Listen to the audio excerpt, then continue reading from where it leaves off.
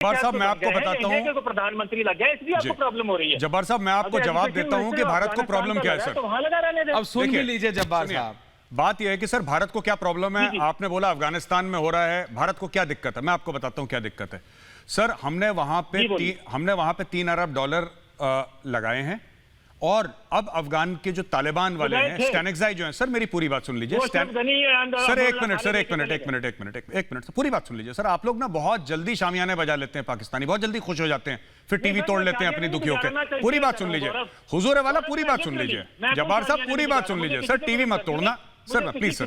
जब्बार साहब प्लीज मेरी रिक्वेस्ट है सर, टीवी मत तोड़ना, मेरी बात तो सुन लो। अरे जब्बार साहब आप गुस्सा हो रहे हैं, मैंने तो बोलना शुरू नहीं करा, मैंने तो आपसे इजाजत मांगी तब बोला सर, मैंने आपसे इजाजत मांगी है। देखिए भारत ने वहां पे 3 बिलियन डॉलर लगाए क्योंकि भारत के पास हैं, हमने लगा दिए। फिर क्या हुआ, अफगान तालिबान ने हमें अप्रोच करा कि आप और पैसा लगाइए वहां पे जो आयरन ओर है यानी कि लोहा है जमीन से, वो निकालिए, आप वहां पे इन्वेस्टमेंट करिए, हम आपको गारंटी देते हैं कि आप बिल्कुल ठीक होंगे। दोहा में मीटिंग हुई थी, दीपक मित्तल साहब है हमारे एम्बेसडर और स्टैनिक्साई के बीच में मीटिंग हुई थी, आपको पता है। यह भारत के इंटरेस्ट है, हम वहां पे पैसा लगा रहे हैं सर। अच्छा अफगानिस्तान, एक और ऐश्वर्या अगर आपकी अनुमति हो मैं एक और चीज बोलना चाहता हूं। पाकिस्तान अक्सर यह कहता है कि साहब भारत, और ये जब्बार चौधरी साहब भी ये बात में अग्री करेंगे, पाकिस्तान अक्सर यह कहता है कि इंडिया का क्या लेना देना है वहां पे, इंडिया का तो बॉर्डर मिलता ही नहीं है वहां पे, इंडिया का 1 किलोमीटर का बॉर्डर नहीं है, फिर इंडिया क्यों अफगानिस्तान में अपनी राय रखता है या अफगानिस्तान में दखल देना चाहता है। तो राय रखने की प्रॉब्लम नहीं है। जब्बार साहब सुनिए मेरी बात सुन लीजिए सर, मेरी बात सुन लीजिए। नहीं सर इंडिया राय भी रखेगा, इंडिया सर हुजूर वालिया सुनिए मेरी बात सर, एक मिनट, आपको प्रॉब्लम है, ठीक है अच्छी बात है। देखिए इंडिया राय भी रखेगा, पैर भी रखेगा, हाथ भी रखेगा और सर भी रखेगा।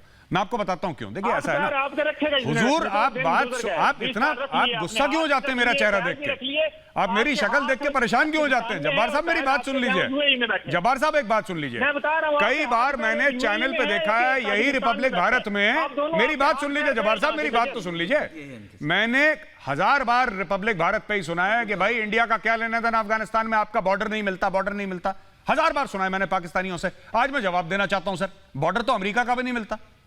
फिर आपने कौन से कानून के तहत 33 अरब डॉलर अमेरिका से लेके अपनी जेब में डाल लिया और पैसा हड़प लिया सर।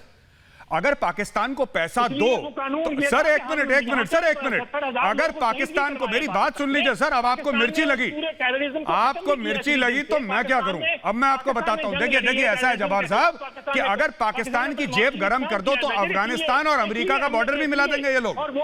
अगर पाकिस्तान की जेब में पैसा डाल दो तो अमेरिका और अफगानिस्तान का बॉर्डर ये कहेंगे yes, Kabul and Texas have common borders. इनकी जेब में पैसा डालने वाली बात है।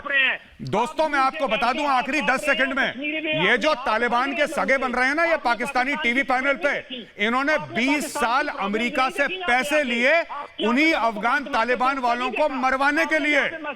इन्होंने मुल्ला बरादर को जेल में रखा, अफगान तालिबान को जेल में रखा अमेरिका से पैसा लेके, और आज ये मुकर गए।